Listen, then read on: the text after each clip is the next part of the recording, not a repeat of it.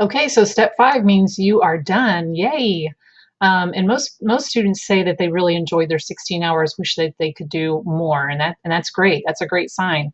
But now that you're done, there are 3 parts that you must submit. So one is your final reflective summary. It's about 2 or 3 pages, double spaced. And then your ARs, I'm not looking for grammar. In your reflective summary, I am. So please make sure it's on par with college level writing as far as grammar and sentence structure. But in your reflective summary, the first thing you're going to talk about is how did this experience impact you? And in the rest of the reflective summary, you're going to be reflecting back on your learning objectives as you submitted in that learning objectives form. So talk specifically about learning objective 1. What did you learn? Give some examples about what you saw, things maybe you want to use, maybe that you don't want to use. Same thing for learning objective 2 and learning objective 3. So you're reflecting back on what you learned using examples that you saw inside of the classroom. So you will submit your reflective summary. And then your observation log, which is very important. As a reminder, if you don't complete your 16 hours by the posted due date, then you will get an F in the course regardless of your other course grades. So this hour log is very important. I encourage you to take pictures of your hour log along the way or make copies just in case. I mean, I've had students accidentally wash it. I've had them lose it.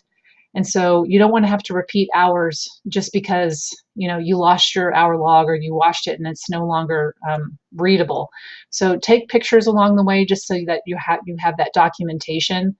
The other thing you need to make sure is in this student document log, you'll notice that it's got the date that you go, the time in, time out, the total time. Double and triple check that you've looked at that right and that how many minutes you did is correct. Mrs. Strange at the end of the semester will total that out. So if you're lacking hours, she will let you know, but you may not have time to try to get it resubmitted before the semester is over. So make sure you're not making those mistakes as far as totaling your time. Student was on time. This is for your mentor teacher to fill out. Activities you can fill out, and then your mentor teacher does need to sign off on it. Now with your hour log, if you make any kind of adjustments through here, if you've got to scratch out, let's say the time or the date, then your mentor teacher needs to initial on that just to make sure that everybody's on the up and up. So you do need to submit your hour log again by the posted due date. There will be no late hour logs. They must come in by that posted due date.